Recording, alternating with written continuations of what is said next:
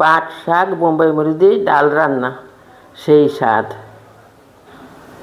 আসসালামু আলাইকুম। বোম্বাই মরিচ পাটের শাক দিয়ে ডাল ভুনা করব। ডালটা আমি 4-5টা দোয়া দিয়ে নিছি। এখন ডালটা আমি আগে প্রথমে একটু হালকা সিদ্ধ করে নেব পানি দিয়ে। একটু বেশি পানি দেওয়া লাগবে না, এটা সিদ্ধ করে নেব ঢাকনা দিয়ে। ডালটা আমার হাফ সিদ্ধ হয়ে গেছে। এখন দিয়ে দেবো এই পাটের শাকটা আমি কুচিয়ে রাখছি, আগে ধুয়ে নিছি, ধুয়ে পানি ঝরাই কুচিয়ে দিছি। দিয়ে দেবো কিছু রসুন কুচি,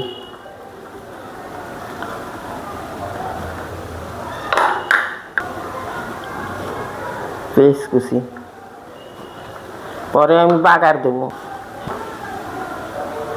হলুদের গুঁড়া,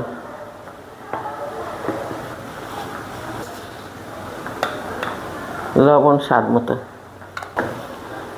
বোম্বাই মরিচ এই ঘেরানালা বোম্বাই মরিচ একটু শুকিয়ে গেছে, কিন্তু মরিচ অনেক ঘেরান ভাবে একটা পড়ে গেছে।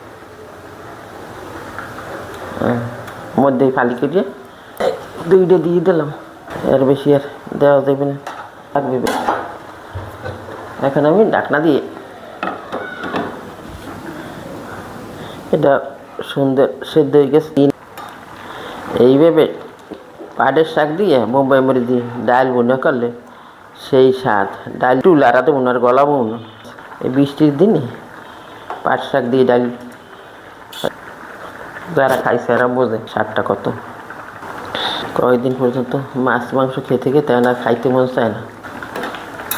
এই পাট শাক নিয়ে আমার এক দাদি হওয়া লাগাইতো, বলতে ওর সিডবি পোলা দার পাটলে কইতে কোষ্টায় বুঝিয়ে হয়েছে দার, কোষ্টা বেশি আমার লাগিয়া আনবে সাদের অলঙ্কার।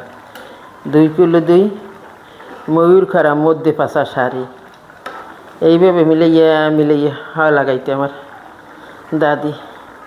আগে যদি করে মানুষ সহজ সরল লইবে কি হ্যাঁ ভিতরে গুণ ক্ষমতা বেশি আসলে শিক্ষার মাথা খাইতো এরা। দিয়ে দেবো একটা মাঝারি সাইজের টমেটো 4 ফেলা করে দিয়ে দিলাম, এটা দ্বিগুণ মজা বাড়াই দেবে। এখানে এটা সিদ্ধ হওয়া পর্যন্ত আমি অপেক্ষা করব। টমেটোটা আমার সেদ্ধ হয়ে গেছে। আমি এক সাইড উড়িয়ে রেখে বাগার দিয়ে দেবো। শুকনো মরিচ আমি দিয়ে দিছি। বাগারে শুকনো মরিচ না দিলে তেমন কোনো ফ্লেভারই হয় না। মরে নিলাম, দিয়ে দেবো তেল,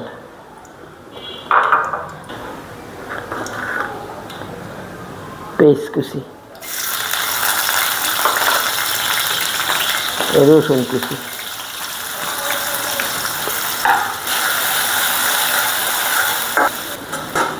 বাদামি কালার হইলে সুন্দর ফ্লেভারটা ভালো, পুড়িয়াও ভালো আনতে হইবে না। কালারটা আস্তে আস্তে এইভাবে মাঝারি আছে জাল দিয়ে বাদামি কালার করে নিতে হইবে।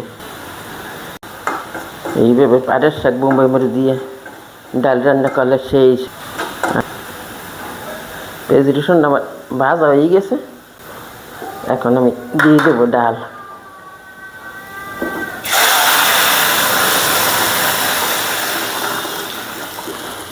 এই গেল আমার রান্না, এখন আমি তুলে নেব।